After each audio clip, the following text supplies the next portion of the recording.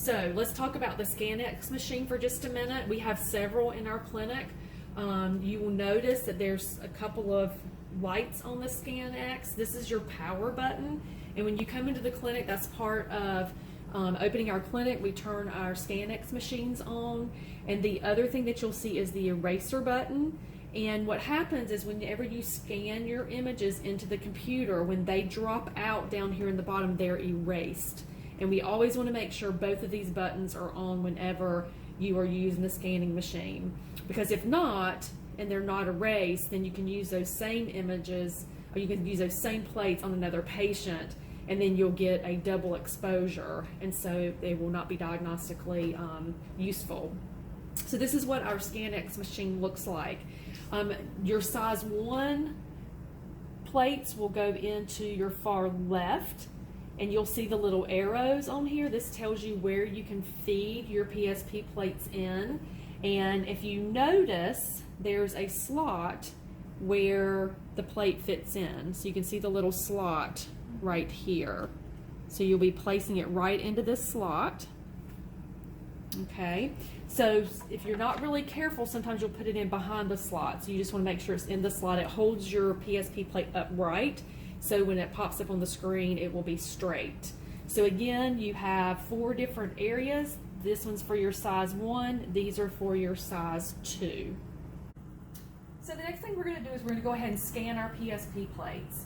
So what you're going to do is pull up your patient chart for the day. You always want to look here in the upper left-hand corner to make sure it's the correct patient. We don't want to scan the wrong images into the wrong patient, so make sure you have the correct patient. And then you'll see this little icon right here that looks like a little flatbed scanner. You're going to click on that icon.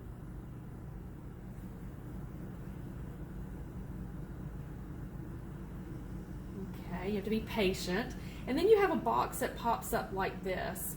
How you know you're in the right place is if you see 4 sections like this. Because remember, we saw in our scanner there are 4. If you go over and look, remember there's 1, 2, 3, 4 places that you can put your images.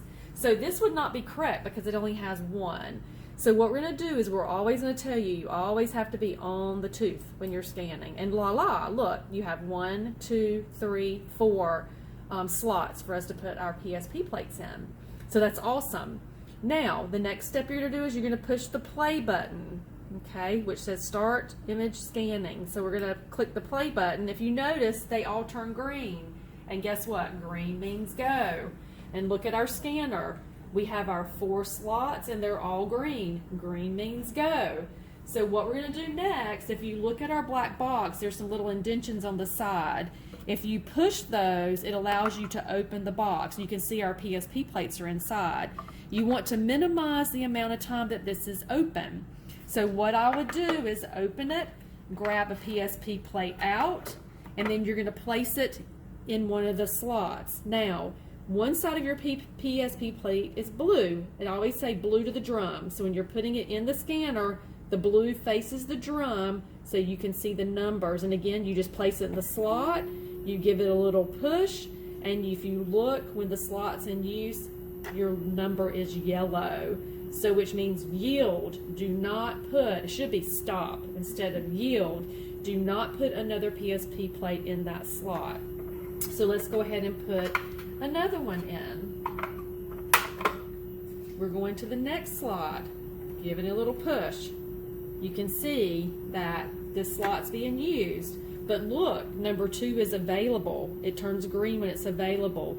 Even if it's green, I always look down here to see if the PSP plate has dropped out. And you can see it's dropped out of slot 2. So I know that it's safe to grab another PSP plate and put it into slot 2. Give it a little push, and slot 3 is ready too. So we're going to give it a little push.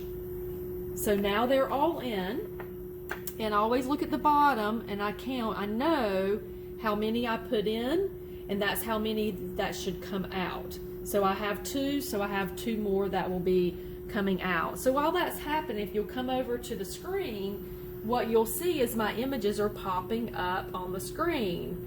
And these are some funny looking teeth, right? These are paper clips. They're metal, so they show up on our images. So once all of them have popped up like this, we can hit close window. And we don't want to assign numbers now, so we're going to say no. We'll teach you that a little later. And then they're all here.